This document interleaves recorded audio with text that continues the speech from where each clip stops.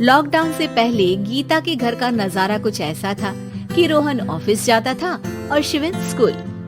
जिनके घर से जाने के बाद गीता काम खत्म करके बाकी समय आराम करती थी। लेकिन लॉकडाउन के बाद ऑफिस और स्कूल घर में ही खुल गए और इससे गीता का हाल वो तो आपको देखने में ही मजा आएगा। शिविन, ओ शिविन, महाराज उठने के लिए क्या 21 तोपों की सलामी लेंगे? अरे बिस्तर से बाहर निकल, ऑनलाइन क्लास स्टार्ट होने वाली है। अरे तुम भी हद करती हो, स्पीकर की तरह चिल्लाने की क्या जरूरत है? दिख नहीं रहा मेरी कॉन्फ्रेंस चल रही है।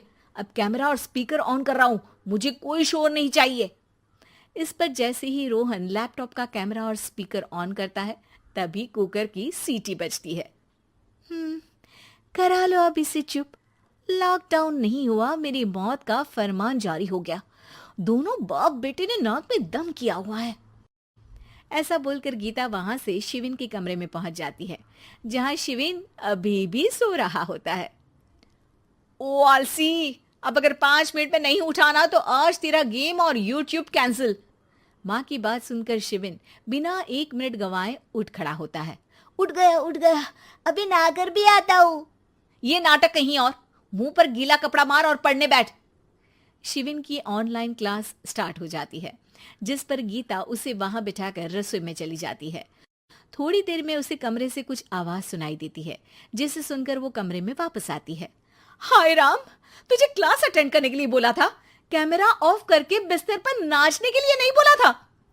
मम्मी मुझे कुछ समझ नहीं आ रहा, आप बाद में पढ़ा देना ना, वैसे भी अटेंडेंस तो लगी गई है। हाँ बेटा, जरूर बन जा, तू अभी से हम सबका बाप बन जा। अरे नहीं मतलब कहाँ से लाते हो इतना दिमाग, और पढ़ाई करते हुए ये चला कहाँ जाता है? नाइस क्वेश्चन, दिमाग से पूछकर बता दूंगा। शिविन की बातों से परेशान होकर गीता उसे मारने के लिए जैसे ही आगे बढ़ती है तभी वो कमरे से बाहर भाग जाता है। अब शिविन आगे और गीता हाथ में चप्पल पकड़े उसके पीछे पीछे पूरे घर में दोनों घूम रहे होते हैं। इसी बीच वो रोहन के पास पहुंच जाता है और शिविन को मारने वाली चप्पल रोहन के लैपटॉप पर जाकर गिरती है। ओए माँ! मम्मी, अब पापा को चप्पल मार रही हो? वो आज तक के रिपोर्टर, चुपचाप जाकर क्लास अटेंड कर ले, नहीं तो अगली तेरे पीछे लगेगी। इस पर शिविन वहां से चला जाता है, जिसके बाद रोहन गीता से कहता है, इस सर्कस के लिए कुछ बोलना चाहोगी? अरे क्या करूं, जब से तुम दोनों घर में रहने लगे हो, घर अपने आप ही सर्कस बन गया है और मैं तुम्हारी नौकर। कभी बेटी को संभालो तो कभी बाप के नखरे उठाओ। इन्हीं सब उथल पुथल में दिन बीतते रहते हैं, जिसमें हर रोज घर के अंदर कुछ नया सियप्पा खड़ा मिलता है, जो ज्यादातर शिविन और रोहन के ऑनलाइन स्कूल और ऑफिस से रिलेटेड ही होता है। एक सुबह, शिविन चल उठ, आज की क्लास जल्दी है। कैमरा ऑफ करके आप अटेंड कर लो। अरे ऐसे छित्तर पड़ेंगे, दादी नानी सब एक साथ याद आ जाएंगी। गीता की लाख मशक्कतों के बाद क्लास तो खत्म हो जाती है, लेकिन उसके बाद शिविन फोन इस्तेमाल करते हुए इंस्टाग्राम रील बनाने लगता है। रसोड़े में कौन था?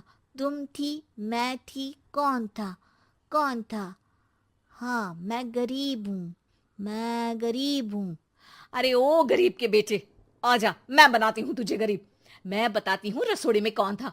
पढ़ाई करने बोलो तो इनकी माँ मर जाती है, और ये पागलपंतियां जितनी मर्जी करा लो। गीता शिविन को डांट रही होती है, तभी रोहन बीच में बोल पड़ता है। अरे बच्चा ही तो है, इतना गुस्सा क्यों कर रही हो? बेटे का साथ देने की इसी एक कोशिश में अब शिविन के साथ साथ रोहन भी गीता के गुस्से की सूली पर चढ़ जाता है। अगर बेटे पर इतना ही प्यार आ रहा है तो इसे क्लास अटेंड क्यों नहीं कराते, इसका होमवर्क क्यों नहीं कराते? उस समय तो बहुत जल्दी मीटिंग आ जाती है, वो काम मैं करूं और यहाँ इस बेफिजुली की चीज में तरफदारी करके बन जाओ महान। हे भगवान, कोई तो इनके ऑफिस और स्कूल खुलवाओ, मैं इन्हें और घर में नहीं सह सकती। अरे कुछ और मांग लेती, क्योंकि तुम्हारी ये विश इस साल तो पूरी होने से रही, कोरोना। हाय नास बेटे ने जिंदगी ही बर्बाद कर दी। खाए कोई पचाए कोई, कल मुझे चुन चुन कर सबको मेरी बद्दुआ लगेगी।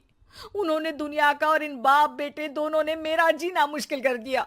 गीता वहां से चली जाती है, जिसके बाद रोहन शिविन से कहता है, अरे तुम्हारी मम्मी इतनी भड़की हुई क्यों है? आपकी वजह से पूरा समय घर में रहते हो और उस पर कोई काम कराने की जगह बस ऑर्डर देते रहते हो। अच्छा बेटे, सारा इल्जाम मुझ पर? पूरा दिन तो वो तुम पर ही चिल्लाती है। हाँ, मतलब दोनों का 50-50 है, कुछ करना पड़ेगा। वो कहते ना, make the best out of worst. I have an idea. वैसे तुम्हारी माँ सही कहती है, बहुत जुबान चलाने लगे हो, कम बोला करो। अगली सुबह रोहन और शिविन अपनी गलती को सुधारने के लिए गीता के उठने से पहले घर का आधा काम खत्म कर देते हैं, जिसे देखकर गीता खुश हो जाती है और फिर बाकी बचा काम वो तीनों मिलकर पूरा कर लेते हैं। जिसके बाद अब वो सब मिल बांट कर हर काम में एक दूसरे की मदद करते हुए लॉकडाउन का मजा लेने लगते हैं।